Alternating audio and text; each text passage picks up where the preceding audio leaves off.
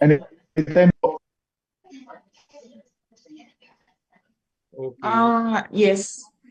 JC, Yes. are you Yes, able to ma'am. control Yes, ma'am. Yes, ma'am. ano, Yes, ma'am. the microphones? Yes, ma'am. Yes, ma'am. Okay. Oh, thank you. Ma'am, should we begin na po? Will you ano po kayo? May openings, do you have any opening statement, ma'am, before the question and answer po? I have that statement from yung Senate hearing. Gusto mo ba ulitin ko dito yon o hindi na? I guess meron na po tayo nun, ma'am. Any or Okay. can you give us an update na lang po muna on the situation there at The Hague? Especially kay PRRD po and former ES Okay. Minister. Apo. Oo. Um, so, ang update is, nasa loob, sa detention, si former President Duterte.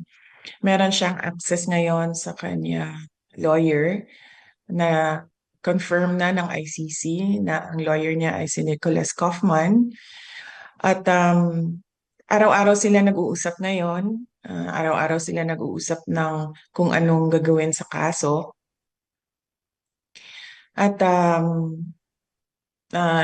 almost every day, meron din akong oras sa pagbisita sa kanya. Ang pinag-uusapan naman namin ay unang-una yung bayan, pangalawa yung pamilya, and pangatlo yung mga mensahe niya para sa ating mga kababayan. Ang susunod naman ay ang estado ni Attorney Bingbong Medialdea. Hindi ko lang kasi alam kung hanggang saan ang gusto niya sabihin sa publiko sa kanyang health concerns ngayon. Pero siya ay nasa hospital hanggang ngayon. Nakita naman natin yung kanyang pag-collapse doon sa ICC detention kahapon. So hanggang ngayon ay nasa hospital siya. At meron atang mga procedure na gagawin sa kanya. Hindi ko lang masabi kung ano yung mga procedure na yon. Siguro bagay na tanungin natin ang kanyang next of kin o ang kanyang asawa sa kung ano yung mga health concerns ngayon ni Attorney Medialdea. Pagdating naman kay Attorney Harry Roque, wala siya ngayon dito sa The Hague. Nandito siya sa Netherlands.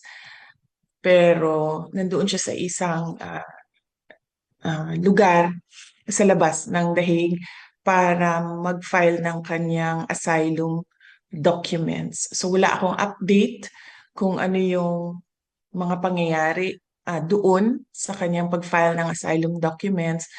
Bagay siguro na mag-request tayo ng interview with Secretary Attorney Harry Roque kung anong estado ng kanyang pag-file ng asylum dito sa the Netherlands. So, first question po from Marisol Abdurrahman, GMA News. Sola? Marisol? Wala. Jace, can you hear me? Yeah, Jace? loud and Ayan. clear. Okay, ma'am. Ma'am BP, good afternoon po. Gandang hapon. Ma'am, while you are there po, we'd like to ask lang, kumusta po ang OVP without you now, ma'am? How is it functioning po? Or kahit nandyan kayo, are you still working?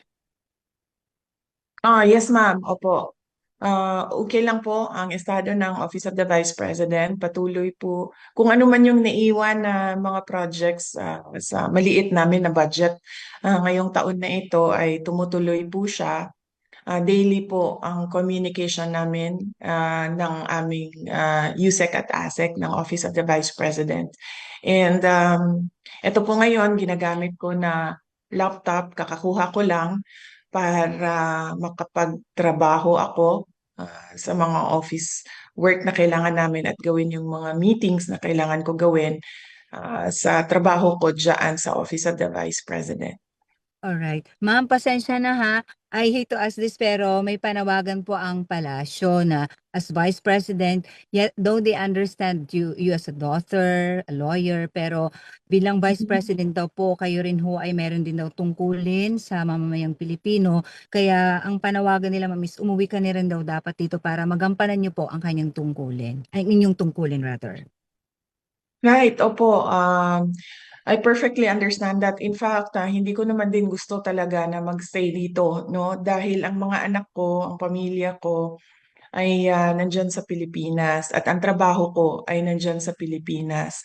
Pero as Vice President, may duty din ako sa isang kababayan natin, isang Filipino citizen who is held against his will dito sa ICC Detention Center. So, wag na nating isipin na tatay ko siya. Isipin na lang natin na Vice President ako at gumagawa ako ng paraan kung paano maibalik natin ang isang Filipino citizen sa ating bayan. At hindi ko nakakalimutan ang aking trabaho diyan sa Office of the Vice President. Araw-araw kami nag-uusap ng aking mga kasamahan. Iilan na lang naman po ang naiwan na projects dahil approximately 700 million yung budget namin dyan. At yung projects namin, karamihan ay magdidepende sa end of school year ng mga kabataan dahil nakatutok kami sa advokasya namin sa edukasyon. So ang preparations namin ay before magbukas ang bagong school year sa mga GIDA areas ng mga public schools natin. So, yes. Multitasking ako. Nandito ako as Vice President, ginagawa ng paraan paano maibalik ang ating dating Pangulo sa ating bayan. Nagtatrabaho ako through our satellite offices, through our central office of the Vice President. Tuloy-tuloy ang serbisyo namin para sa bayan. At yes, wala po akong balak na tumira dito sa Netherlands. Hindi ko po gusto tumagal dito. Pero madami akong kailangan na sikasuhin. Trabaho dito, trabaho dyan sa Pilipinas. At alam ko kung paano magbalanse ng trabaho dahil mas mahirap pa ang trabaho ng isang mayor sa sobrang dami ng issues and concerns ng isang lugar. So marunong na ako bumalanse. Alright, maraming salamat po, VP. Okay. Next Salamat. question, Fred Mendoza, Manila Times. Ma'am, good afternoon po ma'am. Do you hear me po ma'am? Yes, I can hear you, Yes Red. ma'am. Yes ma'am. 3 questions. Sabay-sabay ko na yun po ma'am. Ma'am, may estimated date po ba kayo na uuwi kayo sa Pilipinas? Number 2, how much po ang gagastusin ng pamilya ninyo sa legal defense ni former President Duterte? Number 3, are you going to join na po ba the rallies of the PDP laban coming forward pag bumalik po kayo dito sa Pilipinas? Yun lang po ma'am. Unang-una, hindi ko pa, meron akong return ticket dahil sa April yon. Dahil kailangan kasi required siya bago ka makaalis ay meron kang return ticket. So meron akong return ticket sa April. Hindi ko alam kung hanggang kailan ako dito, sa totoo lang, dahil hindi pa nabuo yung legal team ni dating Pangulong Rodrigo Duterte. As Vice President, may obligasyon ako na buuin yung kanyang support group dito para merong tumutulong sa kanya na makalabas diyan sa ICC detention. Pangalawa, magkano ang gastos ng pamilya namin sa kaso ni Pangulong Rodrigo Duterte sa ICC? Sa ngayon ay wala kaming pinag-uusapan ng abogado, pero nagpahiwating na ako sa kanya na kung pwedeng mag-apply ng legal aid dyan sa loob ng ICC. At patuloy naming pinag-uusapan ito. Kahapon may meeting kami, hindi namin na take up ang topic ng budget. Pero alam niya dahil noong isang araw ay sinabihan ko na siya na malaki ang posibilidad na mag-apply kami ng legal aid at hindi ito privately funded case.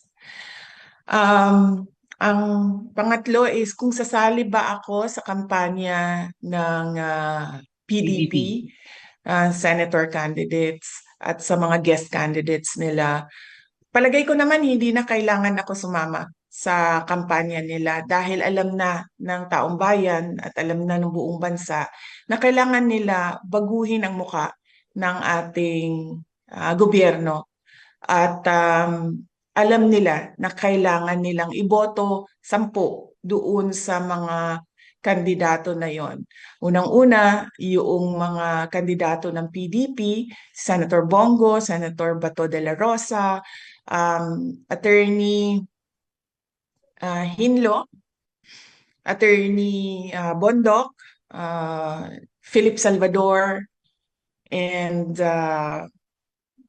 meron pa Rodriguez, ma'am. isa. Vic Rodriguez, ma'am. Vic Vic Rodriguez. Rodriguez is a guest candidate of PDP. So meron pa tayong isang PDP senator. And meron tayong 4 na guest candidate. Si Attorney Vic Rodriguez, si Congressman Rodante Marcoleta, si Pastor Apollo Kibuloy, and si Dr. Richard Mata. So, hindi ko yun nga siguro ang dahilan kung bakit inalis or ginawa ng extraordinary rendition ang dating Pangulo dahil mukhang magba-block voting ang buong Pilipinas sa 10 senador. Okay po, ma'am. Thank you po, ma'am. Okay. Next question, Jason Rubrigo, SMNI. Jason? Hi ma'am, good afternoon po. Ma'am, dito po sa legal team po ni dating Pangulong Rodrigo Duterte, kamusta po yung pakikipag-usap natin doon sa listahan po ng mga abogado at kailan po natin inaasahan na magbubuo po ang legal team ni dating Pangulong Duterte? Mamayang gabi may darating na isang abogado, no? So kailangan ko siya kausapin, kailangan ko siya i-interview para maidagdag siya sa legal team.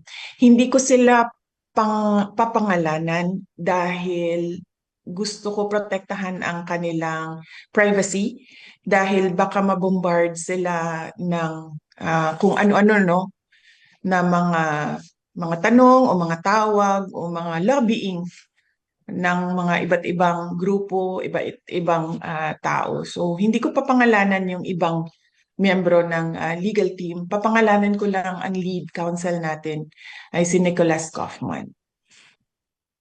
Okay. Ma'am, kanina po sa Senate hearing, you've said na gusto mong sumagot yung Armed Forces of the Philippines kung bakit nila pinayagan na mangyari ito kay Pangulong Duterte. Sa tingin niyo po ba may pananagutan po ang AFP sa nangyari kay dating Pangulong? Sa tingin ko ba may pananagutan? Yes, of course. Sa tingin ko ba pananagutin sila?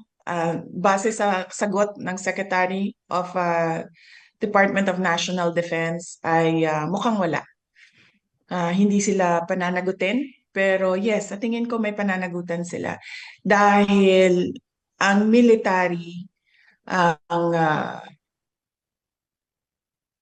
protector of the states and national sovereignty. At dagdag pa doon, merong isang unit dyan sa loob ng Armed Forces of the Philippines, itong Presidential Security Command, o dating tawag natin ay Presidential Security Group, masikat sila sa pangalang PSG. Ang trabaho nila ay magprotekta ng mga dating Pangulo. Kung makikita nyo, ang mga security detail ng ating former President Estrada, former President Arroyo, ay mga miyembro at ni former President Duterte ay mga miyembro ng PSG dahil mandato nila na protektahan ang former heads of state because these are kumbaga icons ng ating bansa and they're very important individuals para sa isang bansa. Thank you, ma'am. Next, okay. Next question is John Aguilagon, Asahi Shimbun. Good afternoon, ma'am. Thank you for taking the time to speak with us. picking up from the previous question, in your statement at the Senate hearing, you called out the military for allowing a former president to be turned over to a foreign organization while inside a military base. And then you pose a question that what can be done to bring FPRRD home without, what can the military do to right that wrong? So what do you think can the Philippine government do at this time to, to bring him home from The Hague? And what can I'm going back to that, what can the military do to correct the oversight maybe that when it allowed the turnover of a Filipino citizen to a foreign organization? I think it is best if you ask them. I do not want to suggest to them kung ano yung dapat gawin. Dapat siguro i-demand natin sa kanila na mag-isip sila. But clearly from the answers of Secretary of the Department of Justice kanina, I don't think they will make moves in taking back or bringing the former president home. So, hanapan na lang namin ng ibang paraan kung paano maiuwi ang ating dating Pangulo. And he expressed that already as well. Kasi sinabi niya na magme-mayor pa siya, magiging mayor pa siya. And he needs to go back home because he needs to serve the people of Davao City. Ma'am, right now, ano po yung iba pang paraan na nakikita ninyo without having to wait for the entire ICC process to finish, to conclude? Madami namang well, hindi madami. Very limited ang options right now. Pero there are options. Just cannot discuss them. Kasi, the Philippine government is working with the ICC in making sure that the president stays in detention. So, huwag na lang natin pag-usapan kung ano yung mga pwedeng gawin. Pero, merong very limited ang options, pero meron. Ma'am, pwedeng isa pa, birthday lang po ni FPRRD later this month. Ano po ang plano natin para dun sa kanyang birthday? Nag-aantay ako kung sino sa mga relatives namin ang darating. So hindi ko alam kung makakarating yung aking mga kapatid. Ang plano ko ay i-apply sila lahat ng permission to visit. Kung hindi man kami payagan na sabay-sabay kami, ibigay ko na sa kanilang tatlo yung oras nung araw na yon para makasama nila ang aming papa sa kanyang birthday. And ang pagkakaalam ko, merong mga grupo ng ating mga overseas Filipino workers at mga Filipinos living abroad na mag-celebrate ng birthday ni Pangulong Duterte. Hindi ko lang alam paano, saan at yung mga detalye, pero narinig ko na meron silang pinag-uusapan na ganun. Ang sigurado lamang ay yung peace rally support to former President Rodrigo Duterte to bring him home to the Philippines ay merong rally or merong gathering ngayong March 23. Ito ay Sundays dito sa The Hague, pero wala pa tayong specific na lugar dito sa The Hague dahil pinag-uusapan pa ng ating mga kababayan. Salamat po. Okay. Thank you. Next question. A. Balagtasi, The New York Times. A. Hi, ma'am. Good afternoon. Ma'am, I just want to get your 2 cents, your reaction regarding the recent the Senate hearing. How do you find it? Because I think Senator Bongo earlier said it was too late, the hero. Well, actually, oo. Tayo, yung buong bansa natin, we already lost a former president. So, late na tayo. Kaya nga, sinabi ko kanina, kung hindi ko lang maalala kung nasabi ko ba, Pero ways forward na lang tayo. Unang-una, sino ang mananagot? But we don't expect na merong papanagutin. Pangalawa, anong gagawin natin as a country, as a nation, moving forward? May darating na eleksyon. Ano bang dapat natin gawin dyan? Ang gusto ng lahat, pagbabago. So, meron tayong option na 10 senador at meron pa tayong daming tanong sa nangyari sa ating budget sa ngayon, no? Public funds is expended in a constitutionally infirm document. So, ano bang gagawin ng bansa? Ituloy natin ang demand natin for transparency, accountability, peace and security para sa ating bayan. Yes, thank you, ma'am. Also, I just want to ask regarding the defense because po na-interview si Attorney Kaufman, and he said he's very confident that he can the case can be speedily dismissed. Do you share that sentiment, and where do you think is he coming from?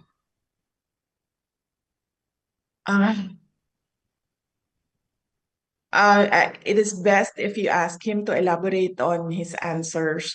Pero alam niyo naman, as a relative, no, as a Filipino citizen, matagal na ang isang araw. Matagal na sa atin ang 2 araw. Pero for lawyers, alam mo, meron yan silang sarili nilang mga timelines, no? Kung paano yung proseso sa loob ng korte. But as a relative, as a daughter, I just feel na, and as a citizen, as a Filipino citizen, masyado nang matagal ang isang araw. I know this is a difficult time for your family, but I just wonder, of course, things were sudden, and I wonder what made you choose Attorney Kaufman as your lead counsel. Parang, ano po ang meron siya, bakit siya? And when did you choose him? Was he chosen for you by the court? Hindi. Ako ang pumili sa kanya. In-endorse ko siya kay President Duterte. Noong nasa ere, si President Duterte, noong kasi sinusundan ko yung airplane niya, nung naintindihan ko na kung ano yung gagawin ng pamahalaan sa kanya, gumawa na ako ng paraan na merong sasalo sa kanya na abogado dito sa The Hague. So, madaming mga pangalan ang pinadala sa akin ng iba't ibang grupo, iba't ibang tao. Meron ding mga lawyers na nag-apply mismo at ginawaan ko siya ng shortlist. May inutusan ako na abogado dyan sa Pilipinas na mag-interview ng mga lawyers ng mabilisan lang.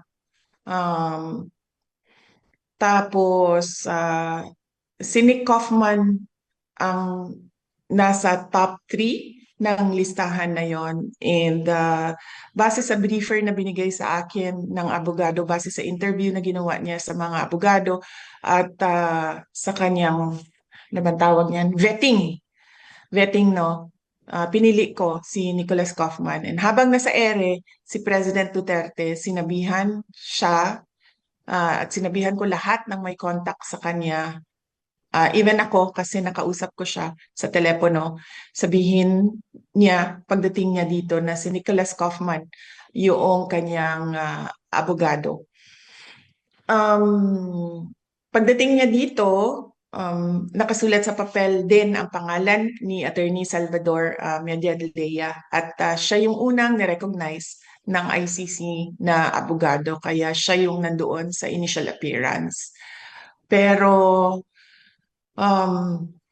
nakikita ko, no, na medyo hirap si Attorney Medialdea dito kaparte ng kanyang kalusugan. Ilang beses ko siya sinabihan, dahil nagmi-meeting kami dito, ilang beses ko siya sinabihan na pumunta kami sa hospital dahil pangalawang nakikita ko yung hirap siya. sa paghinga, hirap siya sa, mukha siyang stressed na masyado na dahil sa edad niya siguro. Sinabihan ko siya magpa-hospital kami pero umaayaw siya dahil nga tumutulong siya kay dating Pangulong Duterte. At yun na nga, inabutan na siya ng pangalawang collapse niya doon sa detention center at ngayon ay hindi na siya pinapalabas ng doktor sa hospital. Kaya malamang ang magiging desisyon din niya ay mag-withdraw dahil kailangan niya tutukan ang kanyang kalusugan. So, yes, ako ang pumili, ako ang nagsabi kay President Duterte, kay Nicolas Kaufman. Kung palpak man si Nicolas Kaufman, ako po ang mananagot sa taong bayan. Yes, ma'am. Thank you for that po. Last one question, but I mean, it's just looking forward to two things that are we're expecting within the year. Number one is, ma'am, meron